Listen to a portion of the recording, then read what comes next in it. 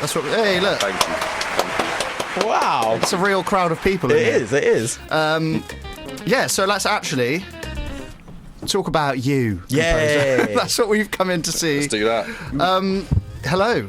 How are you? You know what? Last week we had Calais on. Oh, yeah. So I think it's quite fitting that you're on, because you're on Trapped In as well, aren't you? Yeah. That's a big album. Big Let's album. Shouts segue to with Calais. that. Yeah, we got some stuff in the pipeline as well. Really? I was actually chatting to him a few days ago as well, so yeah. Make sure you watch out for that.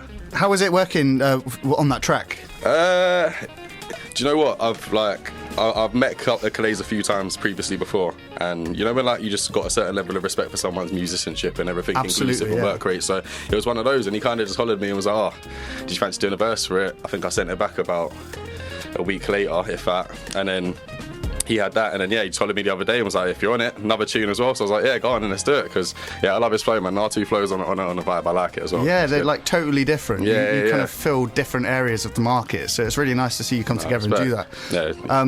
Because you're more grime, I would say. Yeah, like you're very grime. Yeah, pretty much. Yeah, well, that's what I started on. Like, it's mad. A lot of people started on hip hop and then kind of like went into a few different things. Whereas I was like, do you know what? I used to be big on garage when I was a kid.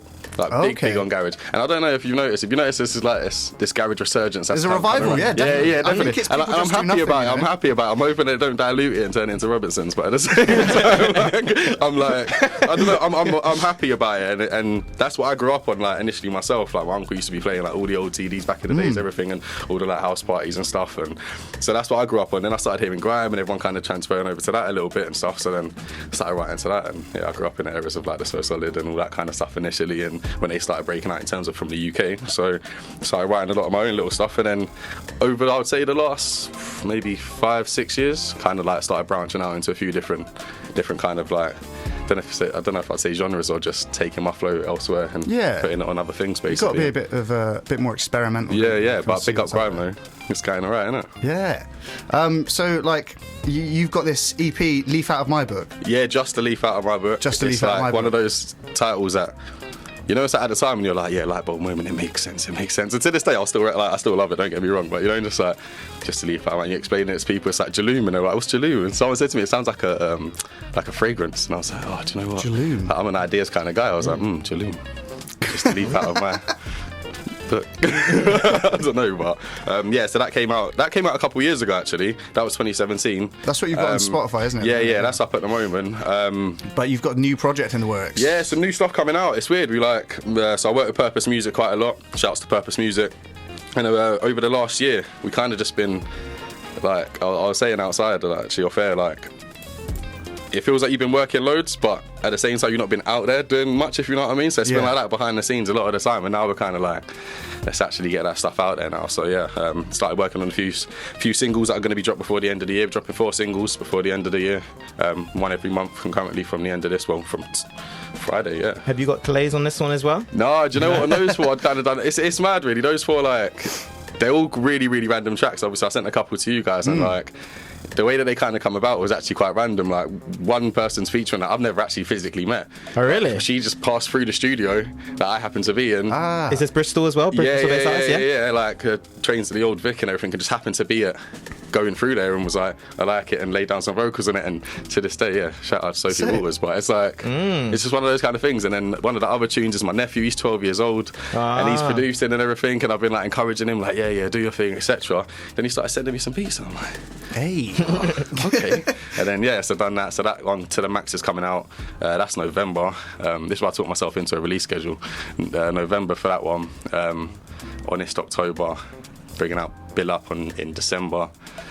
Facts drops on Friday, and then we've just pretty much been like, that stuff was recorded and done pretty much over the last part of the year, but we've been writing for that whole period of time now. So now we're like looking at like March, April, when we're going to be doing these other releases. So I'm kind of like, I keep saying it's 2019, but we've got 2020 vision. So that's where we are. So what's the plan of having like a release schedule? Is this like to make sure that you got like segmented amounts of time to get the most streams, like to plug it? Or no, do you know what? I'm not really like, I act like I know what I'm talking about, all that kind of stuff. But I'm a firm believer. You're always forever learning. So no one ever really truly knows. Like everything always changes, shifts shapes, etc. So you got to kind of like be adaptable. So for me personally, I've done things in the past where I've released things at certain times, and in a sense, or maybe not in a sense of like views and likes and all that kind of stuff, but in a sense of like a presence and getting the music out and heard at the right times. I didn't really plan it out as much. It was kind of like, yeah, got it, bang, it's been mixed, mastered, throw it out there, yeah, boom, yeah, listen to that, and that's it. But now I'm kind of like, so these songs, for example, it's been burning me because I've been wanting to release them and just throw them up for like the last like 6 months, as well as all the other ones that we've been doing. But actually, I've kind of been a bit like, just be patient, just chill it out a little bit, and just like release them over time. You can't give everything away. Do you know what I mean? Yeah, I'm going to use one of Keith Lemon's classic questions. You guys ready? Wow, Okay. I don't know.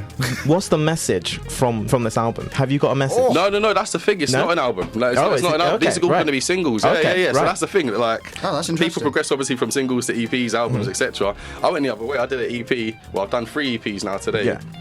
1 collab EP, inclusive, and then with this one we were like, I started building towards it, and I've got like, again, these tracks that I've been recording over the last like few months.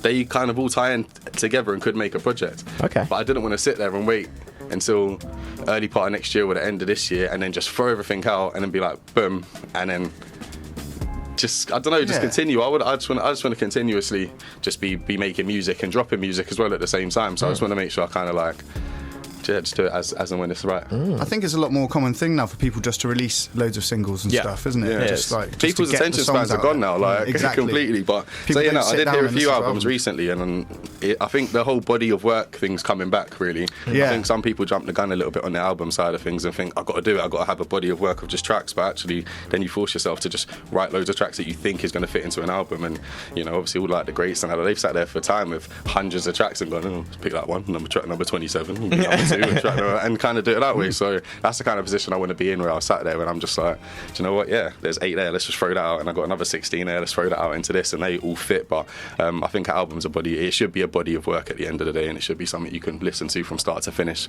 rather than 10 singles whacked on an album. Yes. I kind of want to bring you back to when I first met you at Veg Fest. Oh yeah, Green. It's Veg Fest. Yeah, it's isn't Veg it? Fest. Yeah, we went to Veg Fest. down at Ashton Gate. And you were doing a performance there, but you had some guys with you as well. So and then I saw you recently, and you were doing a more. I was DJing for you. Yeah. So it's like, how have your gigs changed throughout the years since I've seen you with playing with live musicians, doing that sort of thing? Yeah, What's just being been happening? I don't know, being fluid. So like one of my best friends, Jack, or Larak as he's known. One of the meanest guitarists you'll meet. Like genuinely, I'm not a musician in the sense that I play a musical instrument, should I say? But over time, you just start to appreciate. And I'm not being biased, don't get me wrong. But when I'm talking about levels, like this guy will literally listen to a song of mine. He'll hit one of my grind beats. Yeah, I call him Mr. Oasis. Yeah, and he'll literally come back and just start playing this acoustified or whack on an electric guitar. And I don't know. Do you know what I mean? He's just a talented guy, as well as one of my best friends. So he moved to Bristol. We lived together. Literally started making music, and we just kind of went along from there. And I know a couple of people from Cheltenham who I also did music with, do quite a lot of stuff in Bristol as well, and do a lot of shows, and came down and helped perform. Shout out to my mate Peachy, or Pete's Beats UK. He plays the cajon. It's quite, again, mean cajon. You know the drum box that you sit on? Oh, like a djembe. Oh no, the drum box. No, the actual, exactly. Yeah. Literally, those the are cajon. cool. Like I never understood the cajon until I saw Peachy on a cajon. Like this guy's just different with it. Like when I say that he's just mad. So and his energy in the show is great. So we kind of done that stuff together, done Veg Fest together, us three. Done a few other things like I Love Live and things like that along the way. But we also, I guess, forming a band, and have been forming a band, not with Peachy necessarily. He's part of his own band and helps us when necessary. But so that's kind of what we're in the form of at the moment, as well as us doing our solo stuff and everything. Really, we just want to kind of just come together. We literally talking about it yesterday, and we were like, just don't turn down the opportunity to make great music, no matter what it is, and that's what we got to try and do. Nice. We're going to listen to some great music. I thought we would listen to Honest, because you were talking about Sophie. Yeah. And that kind of story. We're going to play this, and then when we come back, you're going to do an on-the-spot session for us, aren't you? Okay, yeah, let's go. Yeah, that's what it is, all right? Yeah. Or else. Ready. So we'll see you in a bit. This is Honest. It's Komposa. If you want to text in, 07960 240 198.